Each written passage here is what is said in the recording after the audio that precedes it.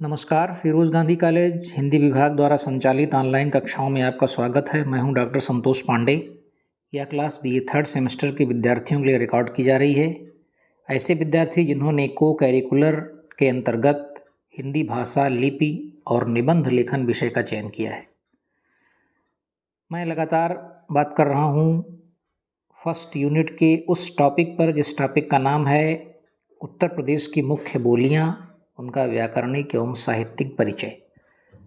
इस क्रम में मैं आपको पीछे 4 या 5 क्लास दे चुका हूँ। मैंने अपनी पिछली क्लास में खड़ी बोली के संबंध में बात की थी, खड़ी बोली या कौरवी के बारे में। तो खड़ी बोली और कौरवी का मैंने बोली क्षेत्र, उसकी कुछ विशेषताएं और उसकी व्याकरणिक विशेषताओं पर बात कर ली है। आज इस क्लास में मैं खड़ी बोली के साहित्यिक स्वरूप पर कुछ बातें करूँगा। तो चलिए पेन और पेपर निकालिए और अपना कुछ नोट्स लिखते हैं हम लोग। आप डाल दीजिएगा हेडिंग, खड़ी बोली की साहित्यिक विशेषताएं।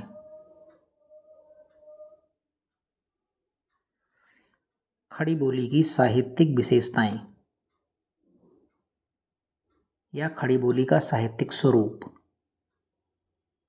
जैसा क्वेश्चन आए, अगर क्वेश्चन आता है कि स्वरूप पर बात कीजिए तो हेडिंग डाल देंगे आप स्वरूप।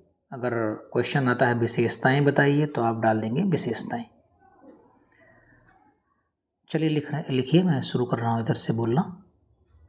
खड़ी बोली की आरंभिक प्रवृत्तियां सिद्ध एवं नाथ साहित्य में मिलती हैं। खड़ी बोली की आरंभिक प्रवृत्तियां सिद्ध एवं नाथ साहित्य में मिलती हैं। अणा के स्थान पर ना का प्रयोग, अणा के स्थान पर ना का प्रयोग, आकारांत, एकारांत एवं अनुनासिकता जैसे भाषिक प्रयोग।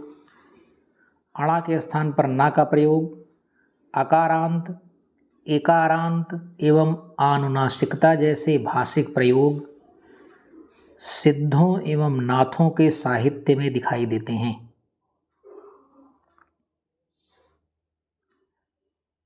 जैसे भाषिक प्रयोग सिद्धों एवं नाथों के साहित्य में दिखाई देते हैं।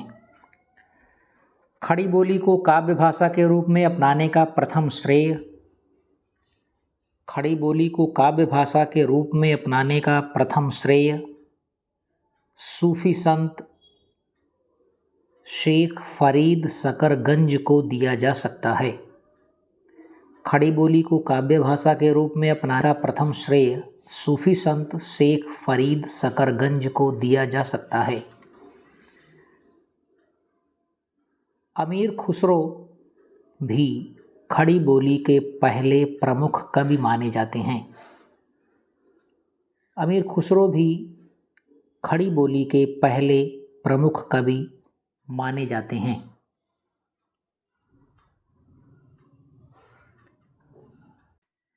इसके बाद संत साहित्य में भी खड़ी बोली के आधार पर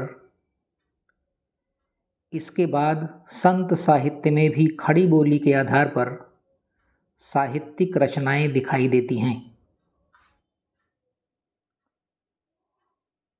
इसके बाद संत साहित्य में भी खड़ी बोली के आधार पर साहित्यिक रचनाएं दिखाई देती हैं। 17वीं शताब्दी के संत मलूक दास के साहित्य में भी 17वीं शताब्दी के संत मलूक दास के साहित्य में भी यह प्रवृत्ति दिखाई देती है।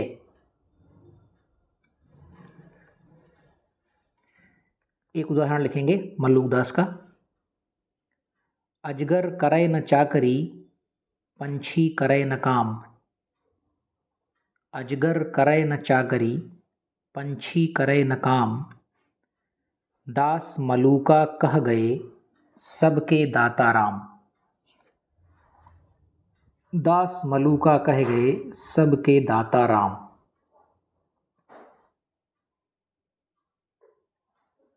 एक लाइन छोड़ लिखेंगे।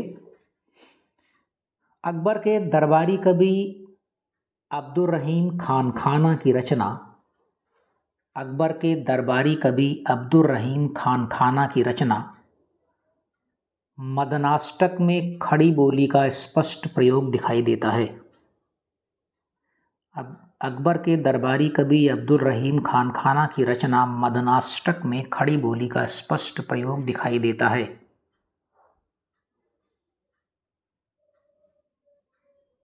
एक उदाहरण लिखेंगे। रहीमन पानी राखिए बिन पानी सब सून। रहीमन पानी राखिए बिन पानी सब सून। पानी गए न उबरे मोती मानस चून। पानी गए न उबरे मोती मानस चून। अब हम डालेंगे अगली हेडिंग एक, और उसमें लिखेंगे दक्षिणी हिंदी में खड़ी बोली का आरंभिक स्वरूप। दक्षिणी हिंदी के रचनाकारों में प्रायः किसी न किसी मात्रा में दक्षिणी हिंदी के रचनाकारों में प्रायः किसी न किसी मात्रा में खड़ी बोली से निकटता दिखाई पड़ती है। इनकी कुछ रचनाएं तो ऐसी हैं जो उत्तर भारत में खड़ी बोली की रचनाओं के रूप में विख्यात हैं।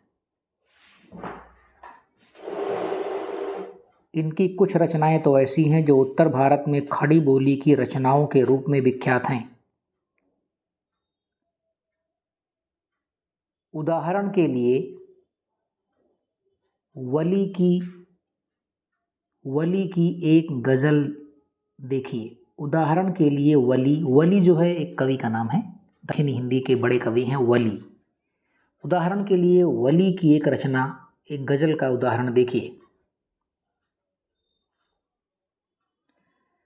उदाहरण लिखिए। जिसे इश्क का तीर कारी लगे, जिसे इश्क का तीर कारी लगे, उसे जिंदगी क्यों ना भारी लगे। जिसे इश्क का तीर कारी लगे, उसे जिंदगी क्यों ना भारी लगे। सेकंड लाइन लिखेंगे। वली को कहे तू अगर एक वचन, वली को कहे तू अगर एक वचन, रकीबों के दिल में कटारी लगे। वली को कहे तू अगर एक वचन, रकीबों के दिल में कटारी लगे। जिसे इश्क का तीर कारी लगे, उसे जिंदगी क्यों न भारी लगे। वली को कहे तू अगर एक वचन, रकीबों के दिल में कटारी लगे।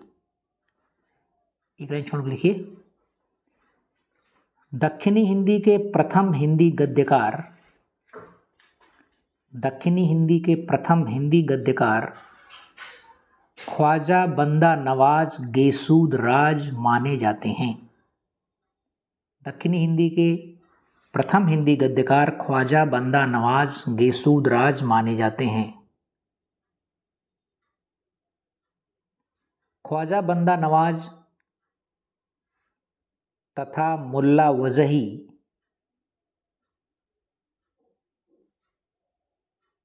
के क्रमशः एक एक उदाहरण द्रष्टव्य हैं। ख्वाजा बंदा नवाज तथा मुल्ला वजही के क्रमशः एक एक उदाहरण द्रष्टव्य हैं। पहले लिखेंगे ख्वाजा बंदा नवाज का उदाहरण। आप डालेंगे ख्वाजा बंदा नवाज, डैश करके इन्होंने का अंदर लिखेंगे। मैं आशिक उस पीर का जिसने मुझे जीव दिया है। मैं आशिक उस पीर का जिसने मुझे जीव दिया है। फुल स्टॉप इन्होंने कामा क्लोज कर देंगे। एक लाइन छोड़ के लिखेंगे मुल्ला वजही डैश करके इन्होंने कामा का उदाहरण लिखेंगे। सूरज यूं है रंग आसमानी मने, सूरज यूं है रंग आसमानी मने, कि खिल्या कमल फूल पानी मने, कि खिल्या कमल फूल पानी मने। एक लाइन छोड़ लिखेंगे। खड़ी बोली की इस काव्यधारा में नज़ीर अकबराबादी का भी विशेष महत्व है। खड़ी बोली की इस काव्यधारा में नज़ीर अकबराबादी का भी विशेष महत्व है। ठीक, तो ये हमने देखा कि दक्षिणी हिंदी में खड़ी बोली का किस प्रकार से स्वरूप रहा है। अब अगली हेडिंग डालेंगे आप, 19वीं शताब्दी में खड़ी बोली हिंदी का विकास। 19वीं शताब्दी में खड़ी बोली हिंदी का विकास।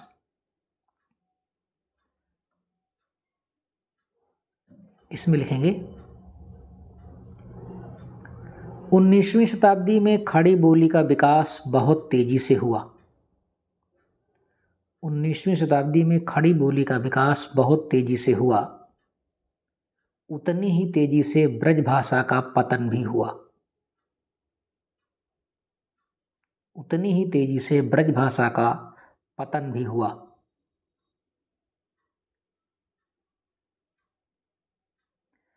अंग्रेजों ने खड़ी बोली के प्रचार प्रसार पर ध्यान दिया। अंग्रेजों ने खड़ी बोली के प्रचार प्रसार पर ध्यान दिया और सरकार ने फोर्ट विलियम कॉलेज की स्थापना की। और सरकार ने फोर्ट विलियम कॉलेज की स्थापना की। साथ ही ईसाई मिशनरियों ने भी अपना महत्वपूर्ण योगदान दिया। साथ ही ईसाई मिशनरियों ने भी अपना महत्वपूर्ण योगदान दिया।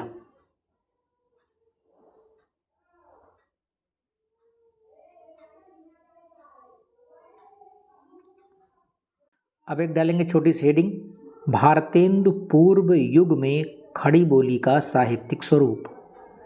भारतेंदु पूर्व युग में खड़ी बोली का साहित्यिक स्वरूप।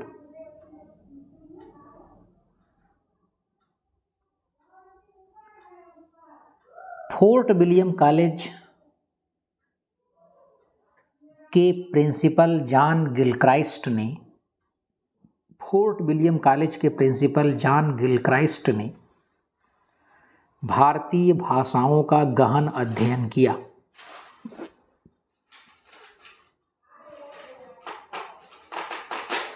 इनकी देखरेख में लल्लू जी लाल कामा सदल मिश्र कामा सदा सुखलाल नियाज और इंशा अल्लाह खां ने प्रमुख रूप से हिंदुस्तानी भाषा में साहित्य रचना की। प्रमुख रूप से हिंदुस्तानी भाषा में साहित्य रचना की। इंशा अल्लाह खां ने रानी केतकी की कहानी,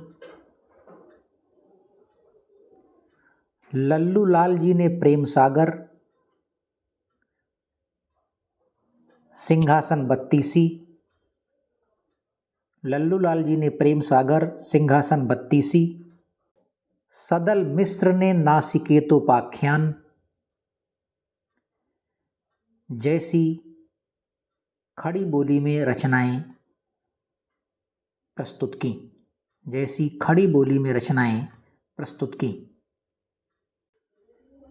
हिंदी के औपन्यासिक क्षेत्र की बात करें तो हिंदी खड़ी बोली को जो लोकप्रियता बाबू देवकीनंदन खत्री ने दिलाई,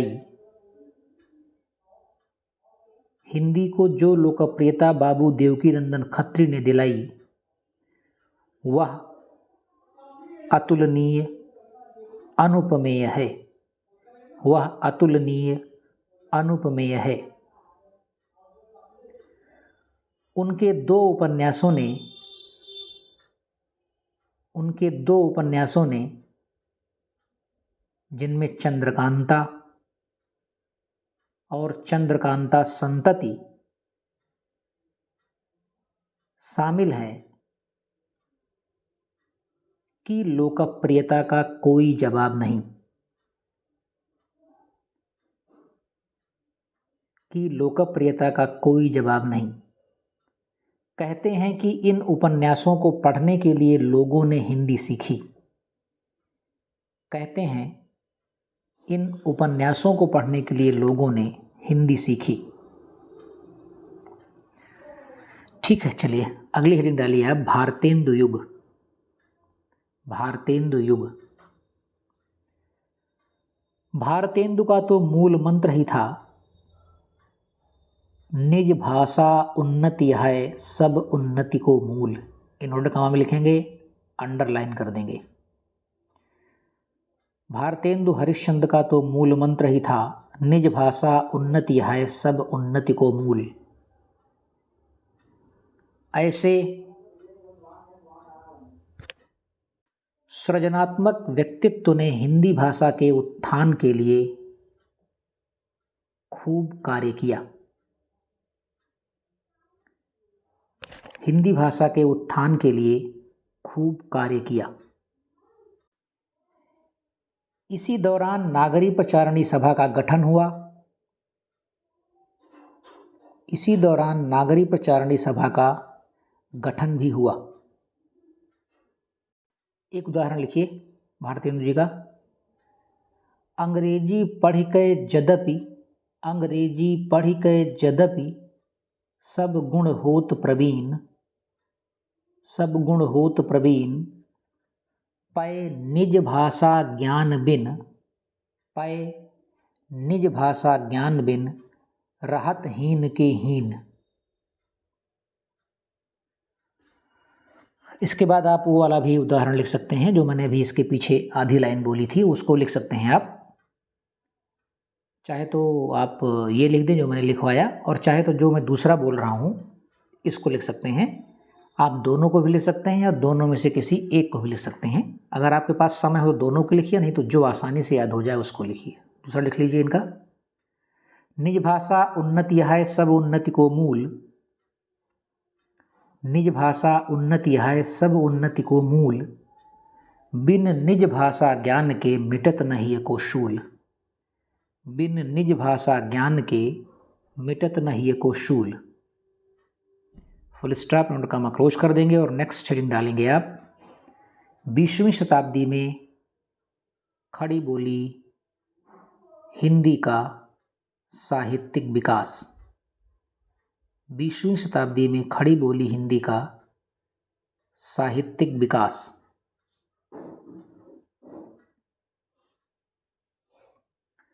इसमें लिखेंगे आप,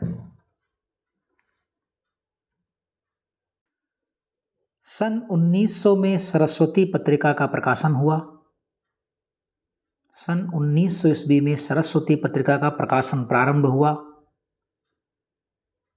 और उसमें किशोरीलाल गोस्वामी की कहानी इंदुमती छपी। और उसमें किशोरीलाल गोस्वामी की कहानी इंदुमती छपी और इसके साथ ही हिंदी कहानी के एक नए अध्याय का जन्म हुआ। और इसके साथ ही हिंदी कहानी के एक नए अध्याय का जन्म हुआ। महावीर प्रसाद द्विवेदी और सरस्वती, महावीर प्रसाद द्विवेदी और सरस्वती ने मिलकर हिंदी खड़ी बोली को अत्यंत परिष्कृत करने का कार्य किया।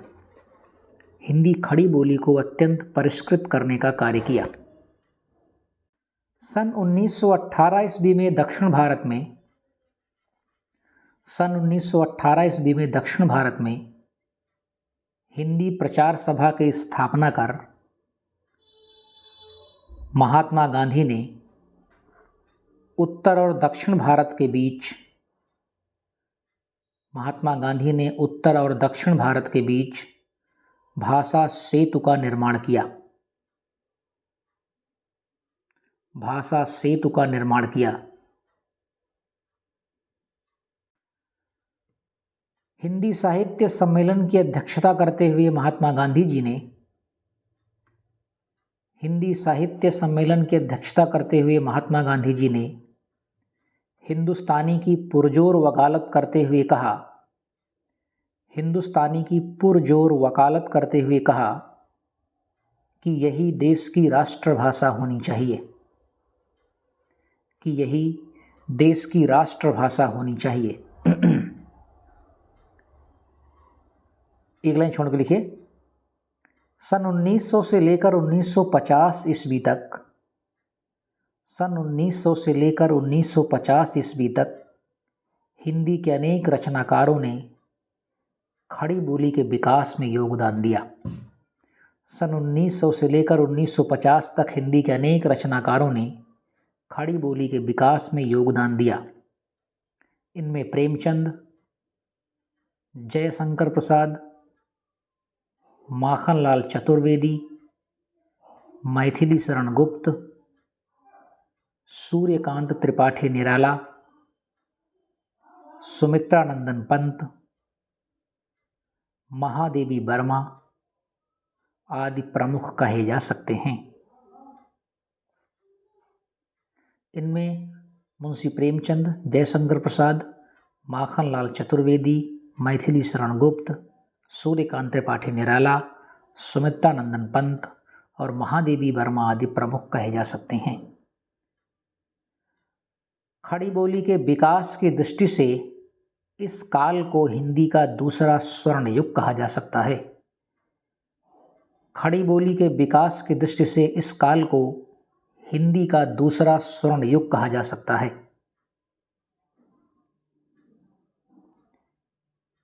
इस युग के लेखकों ने हिंदी के साहित्य को विश्व साहित्य के समकक्ष खड़ा कर दिया।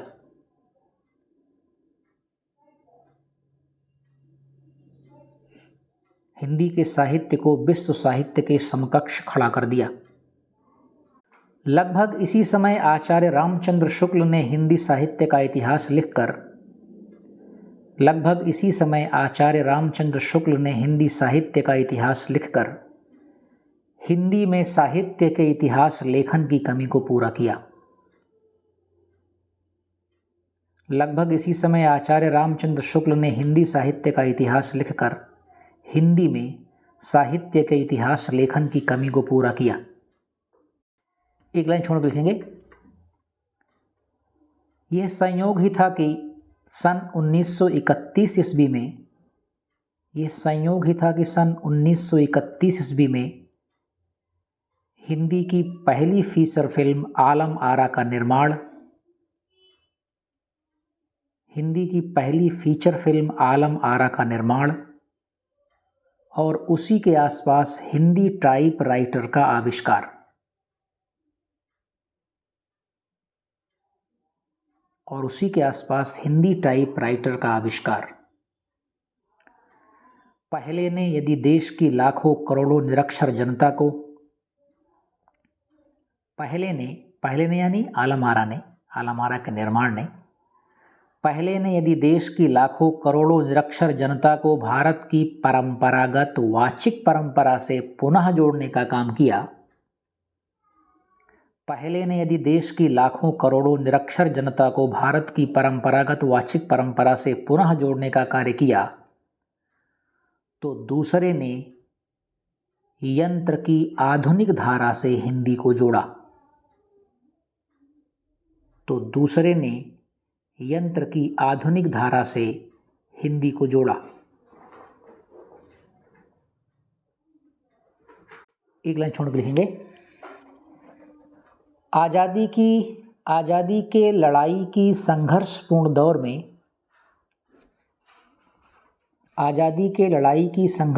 दौर में हिंदी या हिंदुस्तानी को राष्ट्रभाषा का दर्जा तो खैर प्राप्त हो चुका था। आज़ादी के लड़ाई की संघर्षपूर्ण दौर में हिंदी या हिंदुस्तानी को राष्ट्रभाषा का दर्जा तो खैर प्राप्त हो चुका था। अब उसे राजभाषा का दर्जा दिए जाने की जरूरत थी।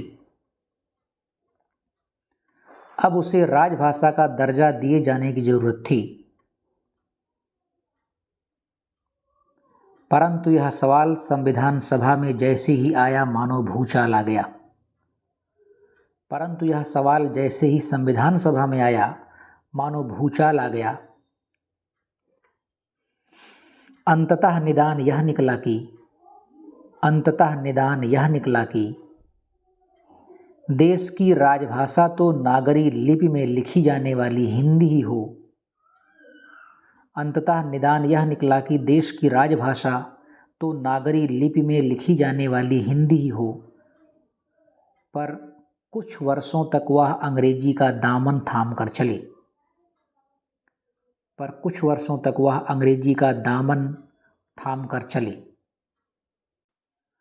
हमारी सरकार ने भी हिंदी के विकास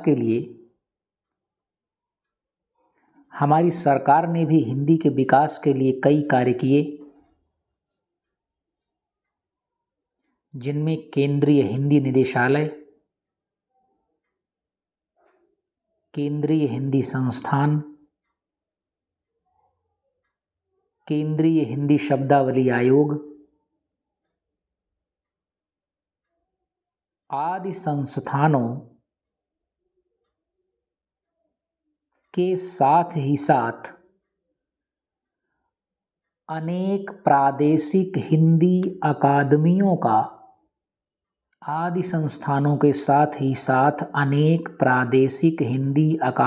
का गठन कर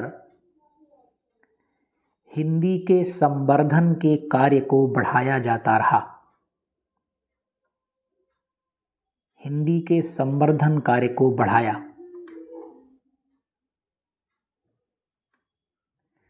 पर इन सबसे ज़्यादा हिंदी को सबसे बड़ी शक्ति मिली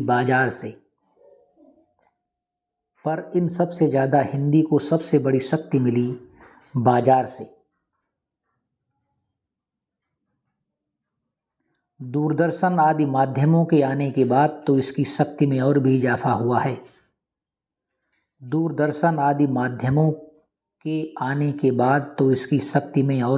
हुआ है। इस तरह हिंदी एक बेहद सशक्त भाषा के तौर पर उभर कर आई।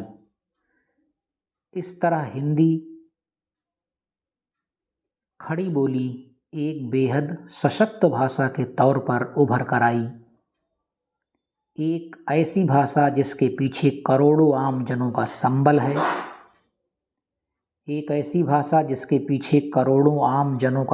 है, और जो बोलने समझने वालों की संख्या की दृष्टि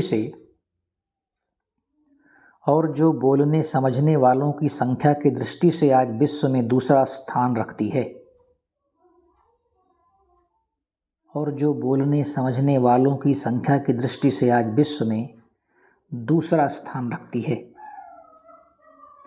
तो इस प्रकार से ये खड़ी बोली का साहित्यिक स्वरूप या साहित्यिक विकास कैसे हुआ, हमने प्रारंभ से लेकर के और 20वीं शताब्दी के अंतिम दौर तक इस बात की चर्चा की।